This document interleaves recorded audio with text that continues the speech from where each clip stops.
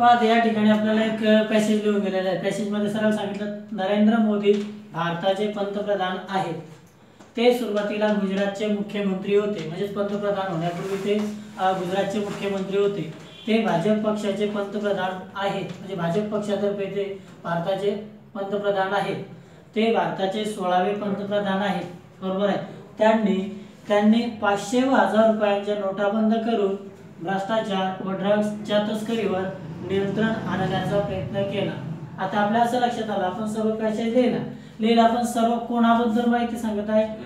नरेंद्र मोदी यांच्याबद्दल माहिती सांगत आहे, बरोबर आहे। पहिलं वाक्य सांगते नरेंद्र मोदी भारताचे पंतप्रधान आहेत। दुसरं वाक्य सांगते ते सुरुवातीला गुजरातचे मुख्यमंत्री होते। तिसरं वाक्य सांगते आपल्याला ते भाजप पक्षाचे पंतप्रधान आहेत। चौथं वाक्य सांगते आपल्याला ते भारताचे 16वे पंतप्रधान आहेत। त्यानंतर त्यांनी 500 व 1000 रुपयांच्या नोटा बंद करून भ्रष्टाचार व ड्रग्सच्या तस्करीवर नियंत्रण आणण्याचा प्रयत्न केला। आपल्याला हा टोटल पॅसेज नरेंद्र मोदी यांच्याबद्दल माहिती सांगत आहे, बरोबर आहे। मग त्यात पहिल्या वाक्यात आपण टाकलं प्रत्यक्षात नरेंद्र मोदी यांचं नाव, पण दुसऱ्यांदा त्यांचं नाव न टाकता त्यांच्यासाठी आपण काय नरेंद्र मोदी यांच्यासाठी वापरलं ते दुसऱ्या वाक्यामध्ये। तिसऱ्या वाक्यामध्ये पण ते त्यांनी, आणि मग आता आपलं असं थोडक्यात लक्ष द्यायला लागलो तर आपण काय करत आहोत, सुरुवातीला त्यांचं प्रत्यक्षात नाव वापरलं आणि त्यानंतर मग ते ह्या शब्दाचा वापर करत आहोत आणि तोच आहे मग सर्वनाम। म्हणजेच काय थोडक्यात नामाऐवजी वापरत आहोत ना। ऍक्च्युअल आपण प्रत्येक वाक्यात नरेंद्र मोदी यांच्याबद्दलच बोलत आहोत, पण सुरुवातीच्या वाक्यात आपण प्रत्यक्षात नाव वापरलं आणि नंतर काय करत आहोत तर त्याच्यासाठी पर्यायी शब्द वापरत आहोत आणि तोच आहे नामाऐवजी वापरत आहोत, म्हणून त्याला म्हणायचं आपल्याला सर्वनाम। लक्षात आलं? म्हणजे थोडक्यात काय सुरुवातीला आपण कोणतंही एक नाम वापरतो आणि मग दिलेल्या वाक्यात जर त्याच नामाबद्दल परत आपल्याला वर्णन करायचे असेल, बरोबर आहे, परत आपल्याला वर्णन करायचे असेल तर त्या नामाऐवजी जो शब्द वापरतो त्याला सर्वनाम म्हणायचे, बरोबर आहे। म्हणजेच काय थोडक्यात आता आपलं असं लक्षात आलं की एखाद्या व्यक्तीबद्दल अथवा एखाद्या नामाबद्दल जर आपल्याला परत वर्णन करायचे असेल तर त्या नामाची पुनरावृत्ती टाळण्यासाठी जो एकच शब्द वापरला जातो त्याला म्हणायचे मग आपल्याला सर्वनाम। चालतं लक्षात आलं सर्वांच्या इथपर्यंत? पहा आता या ठिकाणी आपल्याला दोन वाक्य लिहून दिले। पहिलं वाक्य म्हणते आमच्या घरी अमेरिकन कुत्रा आहे, तो फार प्रामाणिक आहे, बरोबर आहे। दुसऱ्या वाक्यामध्ये सांगितलं गेलं माझा मित्र श्याम आहे, तो फार हुशार आहे। सरळ पहिल्या वाक्यामध्ये आमच्या घरी अमेरिकन कुत्रा आहे, कोणाबद्दल बोलतोय आपण? आणि त्याच्याच बद्दल माहिती सांगणारं समोर वाक्य आहे तो फार प्रामाणिक आहे, म्हणजे कुत्रासाठी सर्वनाम कोणता वापरतोय आपण? तो। दुसरं वाक्य म्हणते माझा मित्र श्याम आहे, तो फार हुशार आहे, म्हणजे दुसऱ्या वाक्यात कोणाबद्दल बोलतोय आपण? आणि त्याच्याबद्दल त्याच्याच समोरील एक वाक्य आहे, बरोबर आहे, ते सांगते तो फार हुशार आहे। मग थोडक्यात आपल्या असं लक्षात आलं पहिल्या वाक्यात कुत्रासाठी वापरलं तो, दुसऱ्या वाक्यात श्यामसाठी वापरलं तो, म्हणजे थोडक्यात मग आता आपल्या असं लक्षात आलं तर सर्वनाम हे समोरची जी सर्वनामे असतात त्यांना स्वतःचा अर्थ नसतो। जी सर्वनामे असतात त्यांना स्वतःचा अर्थ नसतो, तर त्यांच्या मागे जे नाम वापरलं गेलं त्याचाच अर्थ त्यांना प्राप्त होतोय। म्हणजे थोडक्यात आपल्या असं लक्षात आलं की सर्वनामांना स्वतःचा अर्थ नसतो, तर ती ज्या नामासाठी वापरली जातात त्याचा त्यांना अर्थ प्राप्त होतो। शाळेमध्ये लक्षात आलं सर्वांच्या?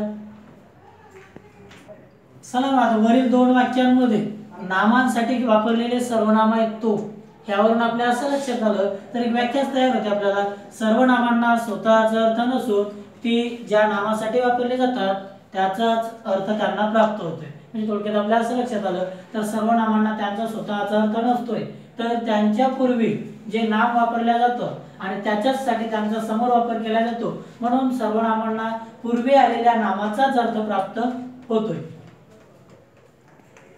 म्हणजे थोडक्यात आज आपलं चॅप्टर सुरू झालं तर कोणतं सांगता येते नामाऐवजी वापरला जाणारा शब्द म्हणजे सर्वनाम, आणि सर्वनाम या घटकाबद्दल किंवा शब्दाबद्दल आपल्याला माहिती घ्यायची। म्हणजे आजचं आपलं मराठी व्याकरणाचं चॅप्टरच आहे सर्वनाम, बरोबर आहे। बघ सर्वनामांनाच प्रतिनामे असे सुद्धा म्हणतात, तर सर्वनामालाच वापरला जाणारा किंवा त्याच्यासाठी साजेसा समानार्थी शब्द आहे प्रतिनाम असे सुद्धा त्याला म्हटलं जातं, बरोबर आहे।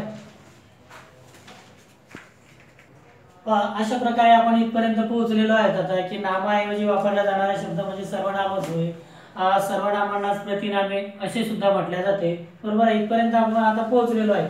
तर या सर्वनामाचे एकूण प्रकार वेगवेगळे प्रकार पडतात आपल्याला 6.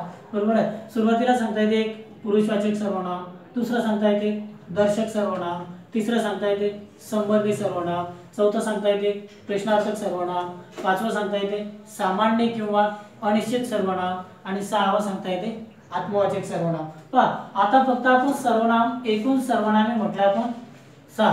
एकूण सर्वनामांचे प्रकार म्हटलं आपण 6. सर्वनामांचे प्रकार म्हणतोय आपण 6.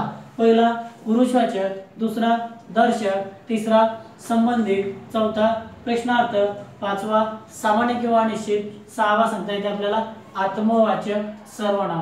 आणि स्टेप बाय स्टेप आपल्याला आता असं लक्षात आलं की एकूण सर्वनामाचे प्रकार पडतात 6. बरोबर आहे. मग आता सर्वनाम म्हणजे आपलं स्पष्ट लक्षात आलेलं आहे की नामाऐवजी वापरला जाणारा शब्द म्हणजे सर्वनाम. आणि स्टेप बाय स्टेप याचा आपण आता समोर वापर करू. या ठिकाणी आपल्याला सांगता येते मराठीत एकूण सर्वनामे 9 आहे. मराठीत एकूण सर्वनामे 9 आहे. आणि बऱ्याच वेळा विचारलेला प्रश्न असा आहे तर मराठीत एकूण सर्वनामे किती आहेत. त्यामुळे हा एक मुद्दा आता पाठच करून टाका. मराठीत एकूण सर्वनामे 9 आहे. त्यानंतर स्टेप बाय स्टेप पहिले येते मी, तू, तो, ती, त्या, ते, हा, ही, हे, ह्या, जो, जी, जे, ज्या, कोण, आपण, काय, स्वतः. स्टेप बाय स्टेप ह्यांचा वापर कसा करता येते. पण सुरुवातीचा नंबर 1 मध्ये येते मी. एखादी व्यक्ती जर बोलत असेल, समजा मी स्वतः बोलतोय, मग मी माझं नाव घेऊ किंवा मी बोलतोय असं सांगणार का. नाही. त्या ठिकाणी माझ्या नावाऐवजी वापर करणार मी बोलत आहे, मी गावाला जाऊन आलो, मी खूप अभ्यास करतो, मी खूप मेहनत घेतो. म्हणजे करता माझ्या मध्ये लपलेला आहे आणि माझ्या नावाऐवजी सर्वनाम वापरत आहे मी. उदाहरणार्थ आता नंबर 2 मध्ये येते तू. मग तू बद्दल मग मी बोलत आहे पण मग आता या ठिकाणी माझ्या असं लक्षात येत आहे मी माझ्या एखाद्या मित्राला बोलत आहे. मग माझा मित्र श्याम आहे, तो माझ्या प्रत्यक्षात पुढे उभा आहे. पण मी त्याला म्हणतोय श्याम आज आपल्याला गावाला जायचं, तू लवकर तयार हो, तू आपल्या सोबत काही साहित्य घे, आपल्याला वापरण्यासाठी कामात येणार. बरोबर आहे. मग सुरुवातीला आपण काय श्यामला श्याम न म्हणता तू लवकर आठव, तू लागणारं साहित्य सोबत घे, तू लवकर माझ्याकडे ये, निघण्यापूर्वी तू मला कॉल कर. मग थोडक्यात आपण काय तर बोलणारी व्यक्ती समोरच्या व्यक्तीसाठी वापरणार आहे तू. त्यानंतर सांगता येते आपल्याला जर आपण एखाद्या व्यक्तीचं वर्णन करत असू. बरोबर आहे. मग तो ताजमहाल सुंदर वस्तू आहे, तो आग्र्याला आहे, तो पाहण्यासाठी जागतिक लेवल म्हणजे जगातून वेगवेगळ्या देशांमधून लोक येतात. मग आता आपण एकदा वापरलं ताजमहाल, नंतर म्हणतो तो. जर पुल्लिंगी असेल तर तो, स्त्रीलिंगी असेल तर ती, अनेक असतील तर त्या, अनेक असतील तर ते. थोडक्यात मग तो, ती, ते, त्या. त्यानंतर सांगता येते आपल्याला हा. आता हा म्हणजे हा माझा मित्र आहे, हा माझा भाऊ आहे, ही माझी बहीण आहे, हे माझे मित्र आहे. बरोबर आहे. ह्या माझ्या मैत्रिणी आहे. थोडक्यात मग ह्या ठिकाणी हा, ही, हे, ह्या. नंतर सांगता येते आपल्याला जो, जी, जे, ज्या. बऱ्याच वेळा सांगता येते ज्याने भांडण केले तो माघार घेईल, जो अभ्यास करेल तो पास होईल, जो बोलेल तो करेल काय. म्हणजे थोडक्यात समोर येणारा सर्वनाम आहे तो, ती, ते, त्या. त्याच्यासाठी मागे वापरला जाणार जो, जी, जे, ज्या. म्हणून यांना म्हणायचं आपल्याला संबंधी सर्वनाम आहे. काय तर समोर येणाऱ्या सर्वनामा तो, ती, ते, त्या ह्या शब्दांबद्दल किंवा यांच्याशी संबंधित मागे वापरलं जाणारं जो, जी, जे, ज्या हे सर्वनामे म्हणजे संबंधी सर्वनामे. त्यानंतर सांगता येते आपल्याला कोण. आता आपण काय म्हणतोय भारताचे पंतप्रधान कोण आहे. उत्तर येणार नरेंद्र मोदी. म्हणजे नरेंद्र मोदी यांच्यासाठी मागे वापरलेला शब्द आहे प्रश्नार्थक वाक्यामध्ये कोण नामाऐवजी वापरला गेला आणि नामाऐवजी वापरला गेला म्हणून त्याला म्हटलं काय आपण प्रश्नार्थक सर्वनाम, कारण प्रश्नार्थक वाक्यात आहे. त्यानंतर सांगता येते आता एखादी व्यक्ती असेल एखादी व्यक्ती असेल, आपल्याकडे आली, आधार नाही पण म्हणणार आपण आलात आम्हाला आनंद झाला. आपण म्हणजेच काय, आपण आलात, त्या समोर येणाऱ्या प्रत्यक्ष व्यक्तीचं नाव न घेता आपण म्हणतो आपण आलात आम्हाला आनंद झाला. म्हणजे त्यांचं प्रत्यक्ष नाव न घेता त्यासाठी वापरलेला शब्द आहे आपण. नंतर जर एखादी क्रिया करण्याचं करता असेल, त्याला सर्वांना सोबत घेऊन एखादी क्रिया करायची, सर्वांना सोबत घेऊन एखादी क्रिया करायची, तर तो त्यावेळी म्हणेल आपण सहलीला जाऊया, आपण सहलीला जाऊया. म्हणजे तो सर्वांचं नाव न घेता शब्द वापरत आहे, आपण सहलीला जाऊया. नंतर सांगता येते काय, उदाहरणार्थ एखादा छोटा मुलगा रडत आहे, त्याला एखादी कोणती तरी वस्तू हवी आहे. मग तो रडत आहे, त्याला एखादी वस्तू हवी आहे हे आपल्याला कळालं, पण नेमकं काय पाहिजे ते माहिती नाही. मग आपण त्याला प्रश्न विचारणार, तुला काय पाहिजे, तुला काय हवे आहे.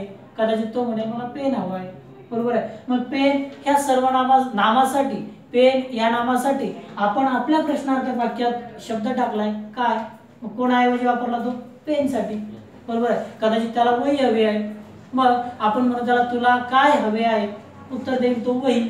मग कशासाठी, आपल्या वाक्यामध्ये आपण काय, आपल्या वाक्यामध्ये प्रश्नार्थक वाक्यामध्ये आपण सांगितलं तुला काय हवे आहे, म्हणजे आपल्या वाक्यात आपण वापरला काय, तर तो त्याच्या वाक्यात सांगेल मला वही हवी आहे. म्हणजे आपण त्याच्या उत्तरासाठी, वहीसाठी आपण मागे म्हटलं काय, पेनसाठी आपण म्हटलं काय, पुस्तकसाठी आपण म्हटलं काय. सरळ सरळ आहे, समोर त्याच्या उत्तरात येणाऱ्या जे एखादं नाम असेल त्याच्यासाठी आपल्या वाक्यामध्ये, प्रश्नार्थक वाक्यामध्ये आपण टाकलं काय. नंतर येते स्वतः, मी स्वतः जाऊन येतो, स्वतः अनुभव घ्यावा. सरळ सरळ या ठिकाणी आपल्याला काय सांगता येत आहे, तर याचे दोन ठिकाणी, एक तर प्रथम पुरुषवाचक मध्ये येते आणि एक आत्मवाचक मध्ये येते, बरोबर आहे. म्हणजे मुख्यमंत्री स्वतः दुष्काळग्रस्त भागाला जाऊन भेट देतील. मग मुख्यमंत्री स्वतः, मुख्यमंत्री या नामानंतर वापरलं गेलं, म्हणजे स्वतः हे सर्वनाम एखाद्या नामासाठी वापरलं जात असेल, पण ते त्या नामाला लागून लगेच वापरलं जात असेल, त्यावेळी त्याला म्हणायचं आत्मवाचक. आणि जर फक्त म्हटलं गेलं स्वतः अनुभव घे, म्हणजे द्वितीय पुरुषवाचक, बरोबर. स्वतः अनुभव घे, समोरच्या व्यक्तीला बोलत आहोत आपण आणि त्याच्यासाठी ते वापरत आहोत, म्हणून द्वितीय पुरुषवाचक. किंवा स्वतः जाऊन येतो, स्वतः जाऊन येतो, म्हणजे स्वतः बोलणारी व्यक्ती त्याच्यासाठी वापरत असेल, मग बोलणारी बोलणाऱ्यासाठी वापरत असेल, प्रथम पुरुषवाचक. हे आता वेगवेगळ्या प्रकार आपण स्टेप बाय स्टेप आणखी समोर घेऊ. फक्त आपल्या असं लक्षात आलं, मराठीत एकूण सर्वनामे 9 आहे आणि ती ही आहे, एवढं फक्त आपण इथं पाहिलं, स्टेप बाय स्टेप समोर घेतो.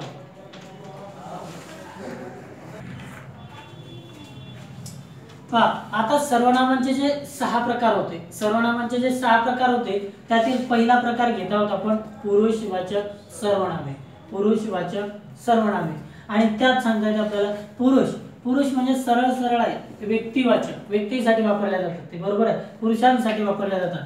त्याचे उपप्रकार येतात 3, प्रथम पुरुषवाचक, द्वितीय पुरुषवाचक, तृतीय पुरुषवाचक सर्वनामे. आता यामध्ये 1 नंबर मध्ये येते प्रथम पुरुषवाचक, त्याबद्दल माहिती घेऊ आपण. प्रथम पुरुषवाचक, मग शॉर्ट मध्ये वाक्य सांगता येते आपल्याला, बोलणारी व्यक्ती स्वतःसाठी ज्या सर्वनामांचा वापर करते त्यांना प्रथम पुरुषवाचक सर्वनामे असे म्हणतात.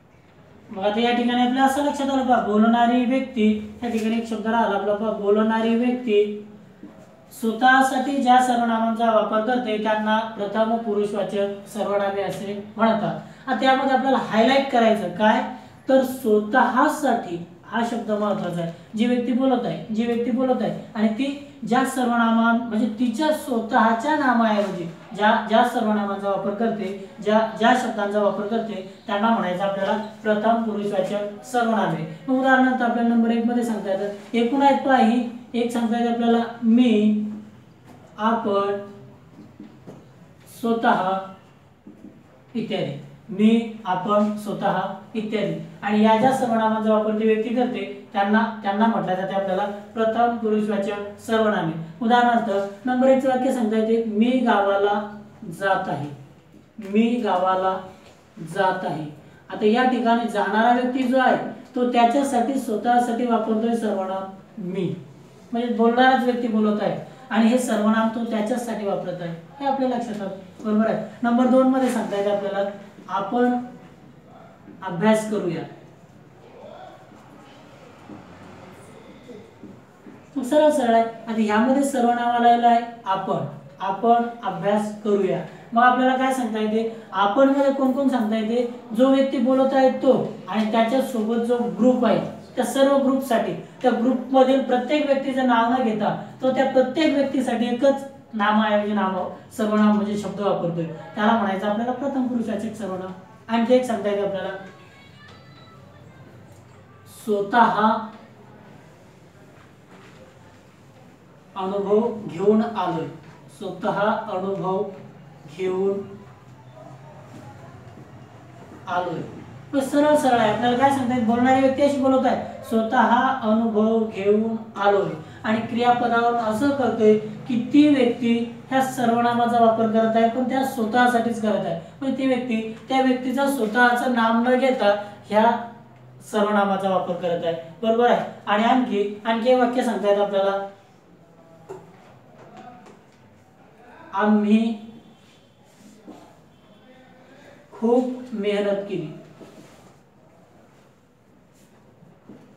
मग आता या ठिकाणी आपलं असं लक्षात आलंय, आम्ही खूप मेहनत केली म्हणजे बोलणारी व्यक्ती स्वतःसाठी आणि त्याच्यासोबत अनेक व्यक्ती आहेत किंवा आणखी काही व्यक्ती आहेत त्यांच्या पण साठी, पण त्या सर्वांचं नाव न घेता त्या सर्वांसाठी नामाऐवजी एकच शब्द वापरते, म्हणून त्याला म्हणायचं आपल्याला काय, तर सर्वनामे. आणि सर्वांमध्ये बोलणारी व्यक्ती स्वतः पण सामील आहे, काही ठिकाणी ती एकटीच आहे. अशा प्रकारे आपल्या असं लक्षात आलेलं आहे या ठिकाणी, तर बोलणारी व्यक्ती स्वतःसाठी ज्या सर्वनामांचा वापर करते त्यांना म्हणायचं आपल्याला प्रथम पुरुषवाचक सर्वनामे. कदाचित ती एकटी असेल, तिच्या सोबत आणखी असते, बरोबर आहे, कदाचित ती एकटीच असेल. मग या ठिकाणी मी एकट्याच व्यक्तीसाठी वापरल्या जाते, स्वतः एकाच व्यक्तीसाठी वापरल्या जाते, पण आपण, आम्ही अनेक व्यक्तींसाठी वापरल्या जाते. आणि या सर्वनामांमधून आपल्याला असं लक्षात आलं की यामध्ये बोलणारी व्यक्ती एकतर एकटी असेल किंवा त्यांना आणखी कोणी सहभागी सामील असतील, आणि त्या सर्वांसाठी जे सर्वनामे वापरले जातात त्यांना म्हणायचं आपल्याला प्रथम पुरुषवाचक सर्वनामे असे म्हटले जाते. आता नंबर 2 मध्ये घ्यायचं आपल्याला द्वितीय पुरुषवाचक सर्वनाम. द्वितीय पुरुषवाचक सर्वनाम.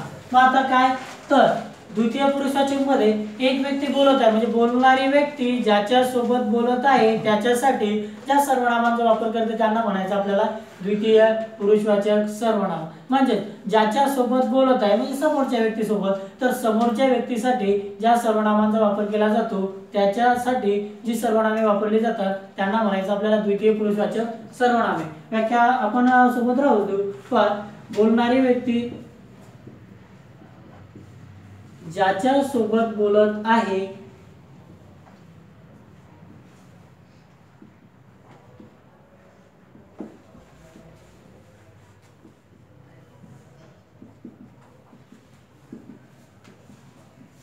त्याच्यासाठी वापरल्या जाणाऱ्या सर्वनामांना द्वितीय पुरुषवाचक सर्वनामे असे म्हणतात.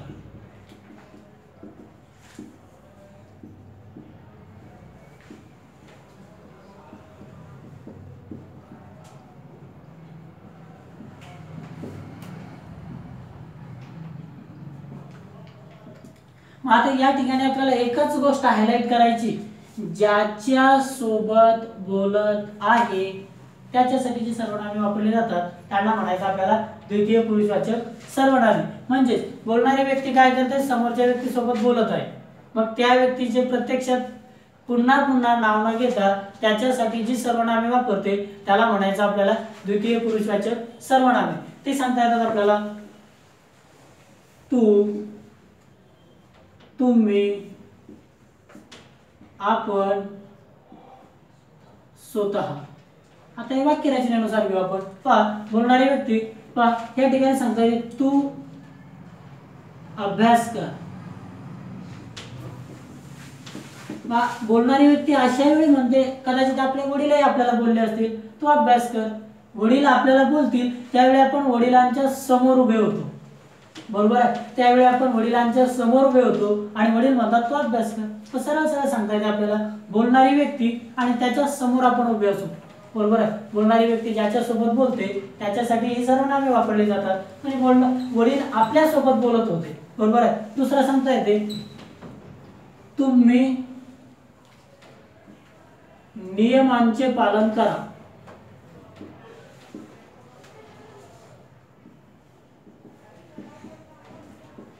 म्हणजे कदाचित काय सांगता येईल आपल्याला की एखाद्या मोठ्या ऑफिस मध्ये एखादी अधिकारी व्यक्ती असेल आणि अधिकारी व्यक्तीच्या हाताखाली काम करणारे अनेक व्यक्ती असतील, तर त्या व्यक्तींना तो अधिकारी व्यक्ती किंवा ती अधिकारी व्यक्ती आज्ञा देत आहे किंवा सांगत आहे तुम्ही नियमांचे पालन करा. म्हणजे वेळेवर कामावर हजर राहा, वेळचे कामे वेळच्या वेळीच करा, म्हणजे असे सर्व नियमांचे तुम्ही पालन करा. मग त्यामध्ये तर बोलणारी व्यक्ती म्हणजे तो एक अधिकारी होती आणि अधिकाऱ्याच्या समोर सर्व लोक होते आणि त्यांच्यासाठी हे सर्वनाम वापरलं गेलं. कारण प्रत्येकाचं नाव या वाक्यामध्ये घेतलं गेलं नाही, तर सर्वांसाठी एकच सर्वनाम वापरलं तुम्ही नियमांचे पालन करा. म्हणजे थोडक्यात अधिकाऱ्याच्या समोर सर्व व्यक्ती हजर होते. नंबर 3 मध्ये सांगता येते आपल्याला आपण आलात, आनंद झाला.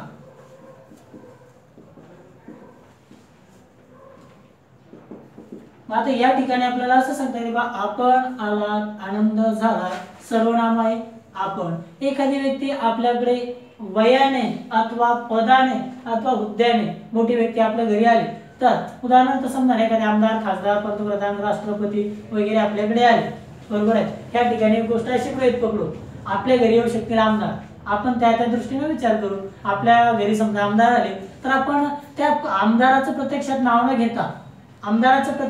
घेता आपण त्यांना म्हणू आपण आलात. आपण म्हणजे ते आमदार, त्यांचं नाव या ठिकाणी टाकत नाही, आपण त्यांचं नाव बोलणार पण नाही, त्यांना म्हणू आपण, म्हणजे त्यांच्यासाठी वापरत आहोत. म्हणजे आपण आलात, आनंद झाला. आणि हे आपण म्हणजे आमदार आपल्या समोर उभे असतील त्यांच्यासोबत आपण बोलत आहोत असं या ठिकाणी लक्षात घ्यायचं. आमदार आपल्या सोबत उभे असतील त्यांच्यासोबत आपण बोलत आहोत आणि त्यांचेच नाव न घेता त्याच्यासाठी वापरला आपण हा शब्द आपण. म्हणून काय तर बोलणार आपल्या समोर ते उभे होते. नंबर 3 मध्ये सांगता येते आपल्याला स्वतः.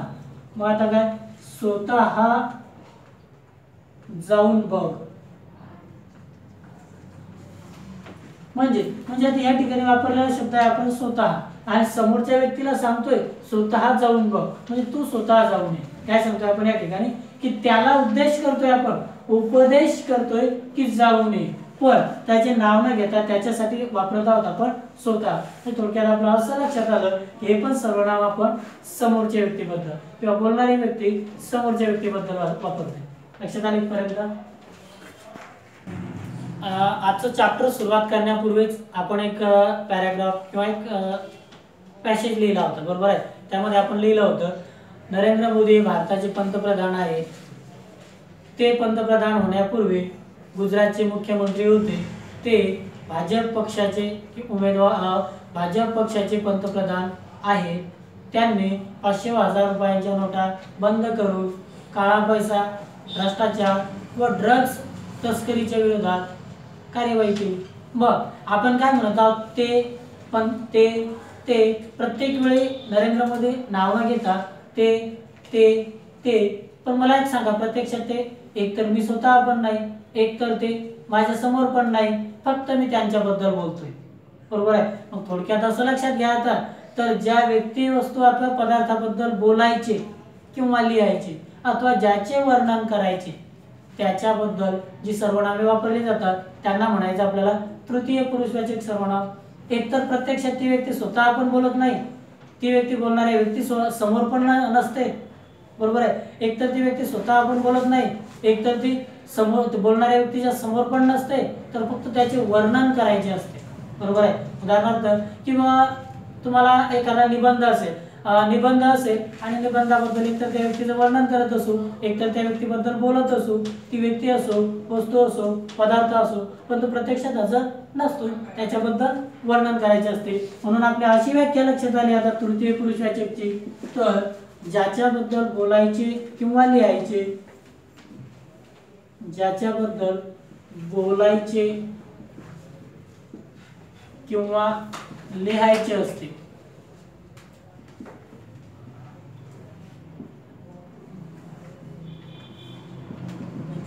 त्याच्यासाठी वापरल्या जाणाऱ्या सर्वनामांना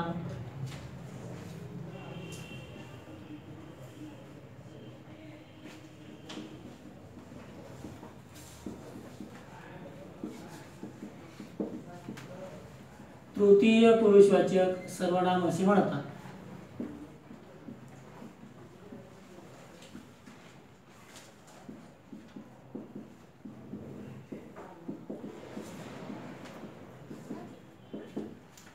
आता या ठिकाणी आपल्याला हायलाइट मध्ये घ्यायचे काय, ज्याच्याबद्दल बोलायचे किंवा लिहायचे. याचा अर्थ प्रत्यक्षात ती व्यक्ती हजर नसेल किंवा बोलणाऱ्या व्यक्ती समोर पण नसेल, फक्त त्याचे वर्णन करायचे असते. बरोबर आहे. बोलायचे किंवा लिहायचे याचा अर्थ त्याचे वर्णन करायचे, म्हणजे ज्या व्यक्तीबद्दल बोलत आहोत, लिहित आहोत, त्याचे वर्णन करत आहोत. तर वर्णन करण्यासाठी त्या व्यक्तीचं प्रत्यक्षात नाव न घेता त्या व्यक्तीसाठी जी सर्वनामे वापरली जातात त्यांना म्हणायचं आपल्याला तृतीय पुरुषवाचक सर्वनामे.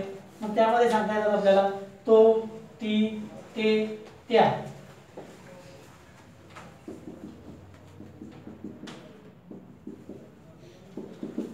नंबर 1 मध्ये सांगता येते आपल्याला तो हुशार आहे,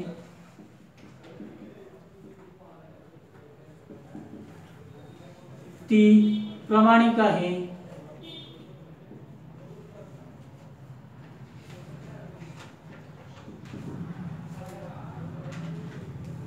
ते रोज सकाळी धावतात,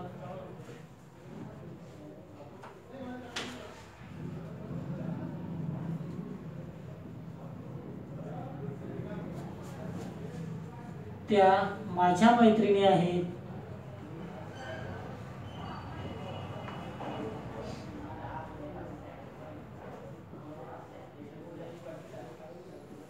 आता या प्रत्येक वाक्यामधून आपल्याला असं लक्षात येते तो हुशार आहे या ठिकाणी प्रत्यक्षात हजर नाही, ज्याच्याबद्दल मी बोलतोय तो प्रत्यक्षात या ठिकाणी हजर नाही, पण त्याचं मी वर्णन करतोय आणि त्याचे वर्णन करत असताना, त्याच्याबद्दल बोलत असताना किंवा लिहित असताना त्याच्या प्रत्यक्षात नावाऐवजी मी इथे सर्वनाम वापरतोय तो. पण तो एकतर मी बोलणाऱ्या व्यक्ती स्वतः पण नाही, बोलणाऱ्या व्यक्तीच्या समोर पण नाही, फक्त त्याचे वर्णन करत आहे. बरोबर आहे. खाली सांगता येते ती प्रामाणिक आहे, ह्या ठिकाणी पण असंच फक्त वर्णन करत आहोत. ते रोज धावतात म्हणजे या ठिकाणी हजर नाहीये, फक्त त्यांचे वर्णन करतोय. त्या माझ्या मैत्रिणी आहेत ह्या ठिकाणी नाहीये, फक्त त्यांचे वर्णन करतोय. म्हणजे थोडक्यात असं आलं लक्षात येत आहे या ठिकाणी, थोडक्यात आपल्या या ठिकाणी असं लक्षात येत आहे तर ज्या व्यक्तीबद्दल बोलायचे किंवा लिहायचे म्हणजे त्यांचे वर्णन करायचे, त्या व्यक्तीसाठी ज्या सर्वनामांचा वापर केला जातो त्यांना म्हणायचं आपल्याला तृतीय पुरुषवाचक सर्वनामे असे त्यांना म्हटले जाते.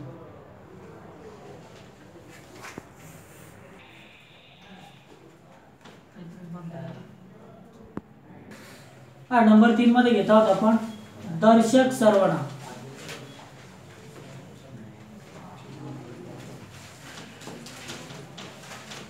आता या ठिकाणी आपल्याला असं लक्षात घ्यायचं फक्त दर्शक म्हणजे दर्शविणे किंवा दाखविणे.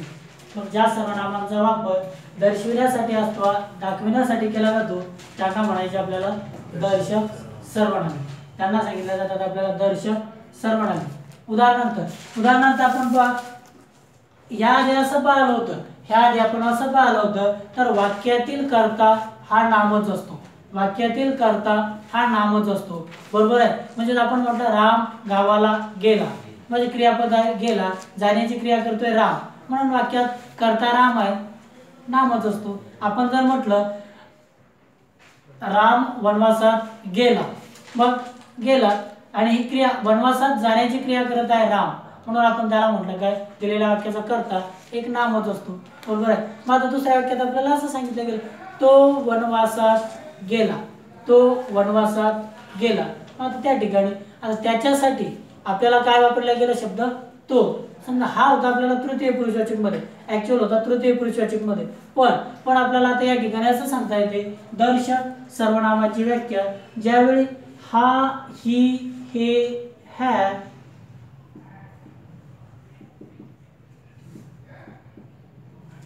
या शब्दांबद्दल संपूर्ण वाक्य माहिती सांगत असेल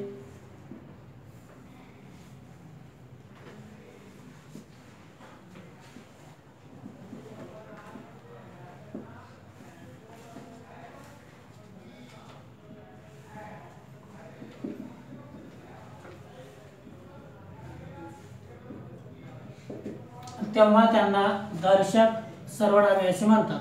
तेव्हा त्यांना दर्शक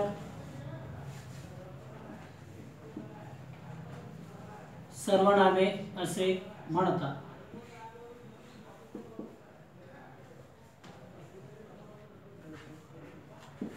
उदाहरणार्थ आपल्याला सांगता येईल या ठिकाणी पहा 1 नंबर मध्ये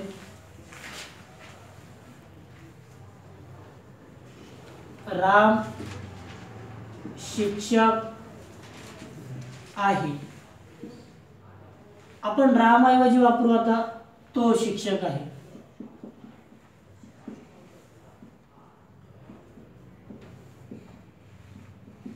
या ठिकाणी आपल्याला असं लक्षात घेता येते हा, ही, हे, ह्या या शब्दांबद्दल संपूर्ण वाक्य माहिती सांगत असेल तर तेव्हा त्यांना सर्वनामे किंवा तेव्हा त्यांना दर्शक सर्वनामे असे म्हणतात. तेव्हा त्यांना दर्शक सर्वनामे असे म्हणतात. आणि थोडक्यात आपल्याला असं लक्षात यायला लागलं बा राम शिक्षक आहे, मग तो शिक्षक आहे. राम ऐवजी काय वापरत आहोत आपण तो हा शब्द वापरत आहोत. आणि दिलेल्या वाक्यात असं लक्षात घ्या या वाक्यात राम शिक्षक आहे संपूर्ण वाक्य माहिती सांगत आहे राम बद्दल, बरोबर आहे. या ठिकाणी पण तो शिक्षक आहे समोरच्या वाक्यात संपूर्ण वाक्य माहिती सांगत आहे तो या शब्दाबद्दल. आपल्याला असं लक्षात आलं जर ज्यावेळी आपल्याला या ठिकाणी असं लक्षात घेता येते आता समोरचं वाक्य सांगता येईल आपल्याला तो शिक्षक आहे, तो शिक्षक आहे म्हणजे संपूर्ण वाक्य कोणत्या शब्दाबद्दल माहिती सांगत आहे सांगा तो बद्दल. मग आपल्याला असं लक्षात आलं ज्यावेळी हा, ही, हे, ह्या किंवा तो, ती, ते, त्या या शब्दांबद्दल संपूर्ण वाक्य माहिती सांगत असेल म्हणजेच काय ज्यावेळी हा, ही, हे, ह्या किंवा तो, ती, ते, त्या या शब्दांबद्दल संपूर्ण वाक्य माहिती सांगत असेल त्यावेळी त्यांना म्हणायचं आपल्याला दर्शक सर्वनाम. लक्षात आलं सर्वांच्या. या ठिकाणी आपल्याला काय राम शिक्षक आहे पहिल्या वाक्यात संपूर्ण वाक्य राम या नामाबद्दल माहिती सांगत आहे म्हणून त्याला म्हणायचं काय नाम वाक्याचा कर्ता, बरोबर आहे. दुसऱ्या ठिकाणी तो शिक्षक आहे संपूर्ण वाक्य तो या शब्दाबद्दल माहिती सांगत आहे म्हणून त्याला म्हणायचं या ठिकाणी दर्शक सर्वनाम. आता या ठिकाणी आपल्याला दोन गोष्टींमध्ये फरक लक्षात घ्यायचा. एक सांगता येते आपल्याला दर्शक सर्वनाम आणि दुसरं सांगता येते आपल्याला दर्शक विशेषण. आणि आपण सर्वनाम या चॅप्टरला सुरुवात करण्यापूर्वीच सुरुवातीलाच एक पॅसेज घेतला होता आणि त्यामध्ये सांगितलं होतं नरेंद्र मोदी भारताचे पंतप्रधान आहेत, ते भारताचे 16वे पंतप्रधान आहेत, ते सुरुवातीला गुजरातचे मुख्यमंत्री होते. मग आपण या ठिकाणी आपल्या असं लक्षात आलं सुरुवातीला आपण वापर केला होता त्यांच्या प्रत्यक्ष नामाचा आणि मग त्यानंतर पहिल्या वाक्यात प्रत्यक्षात वापर केला होता प्रत्यक्ष नामाचा आणि त्यानंतर मग सर्वनामाचा. आपल्या आता या ठिकाणी असं लक्षात आलं नामानंतरच सर्वनामे वापरली जातात. सर्वनामे ही नामानंतर वापरली जातात पण तेच सर्वनाम नामासाठी नामापूर्वी लगेच वापरल्या जात असेल त्यावेळी त्याला म्हणायचं विशेषण. नामासाठी नामापूर्वी वापरल्या जात असेल त्यावेळी त्याला म्हणायचं विशेषण. पण नामानंतर वापरलं जात असेल त्यावेळी त्याला म्हणायचं सर्वनाम. उदाहरणार्थ सांगता येते पहा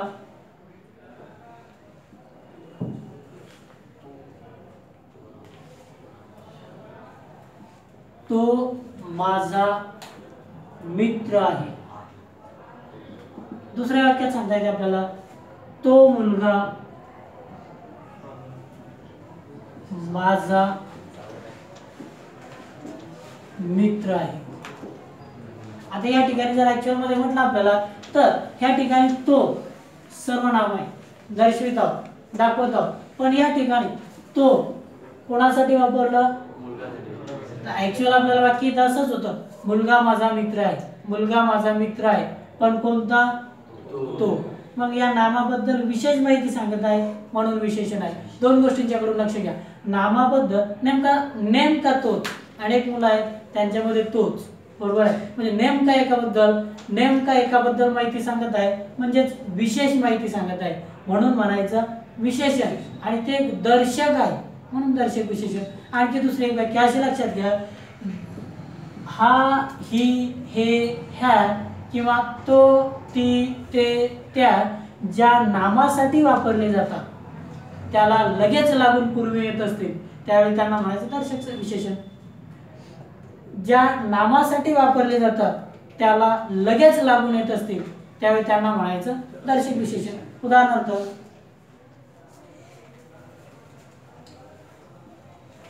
ही माझी पिशवी आहे. सांगता येते आपल्याला ही पिशवी माझी आहे.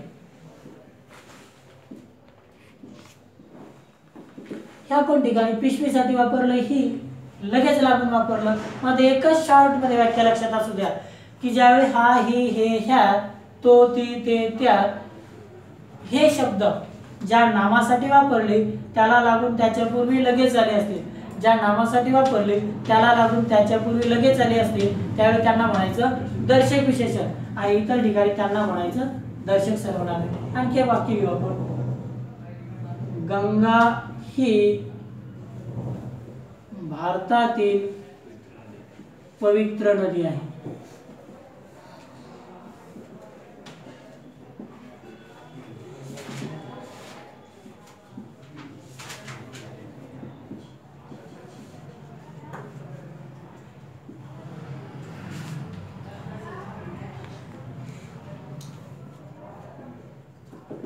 आता या ठिकाणी गंगा या नामासाठी आणि त्या नामाला लागून लगेच वापरले गेलं. आणि थोडक्यात काय सांगता येते, गंगा या नामासाठी त्या नामाला लागून लगेच सुरुवातीला हा शब्द वापरला जाते ही, म्हणून याला म्हणायचं दर्शक विशेषण.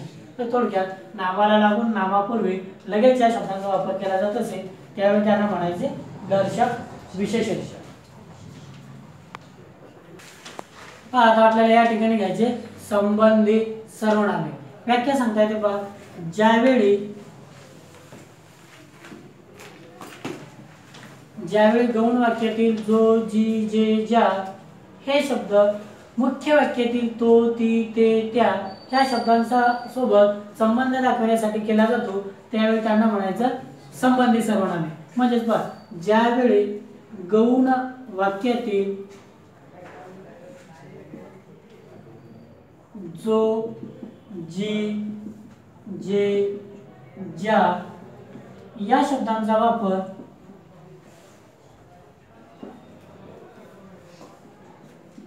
मुख्य वाक्यातील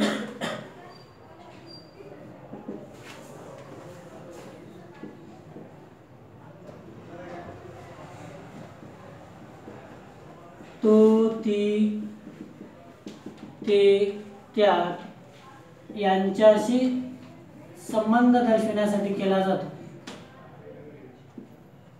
सर एक मिनिट.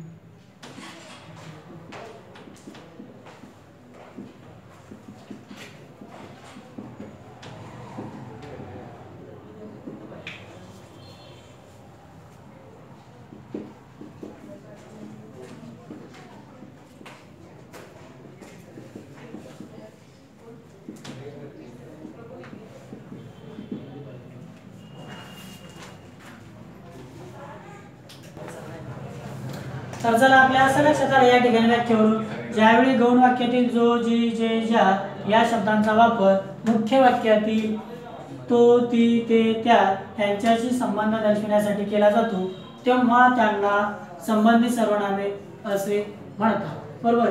उदाहरणार्थ सांगता येईल आपल्याला पहा, जो प्रयत्न करेल तो यशस्वी होईल.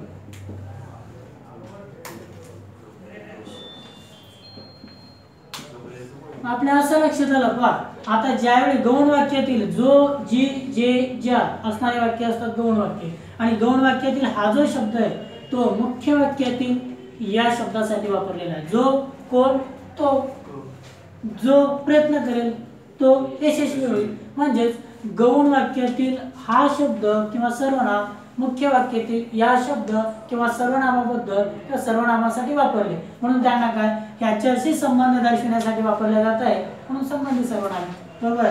आणखी सांगता येतं आपल्याला, ज्याने भांडण केले तो माघार घेईल.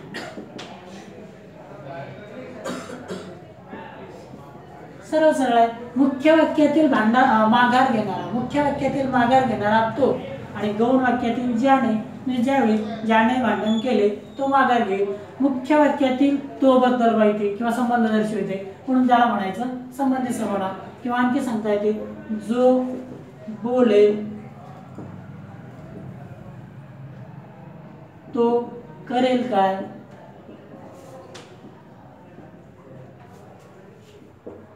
आणखी सांगता येते, जे चकाकते ते सोने नसते.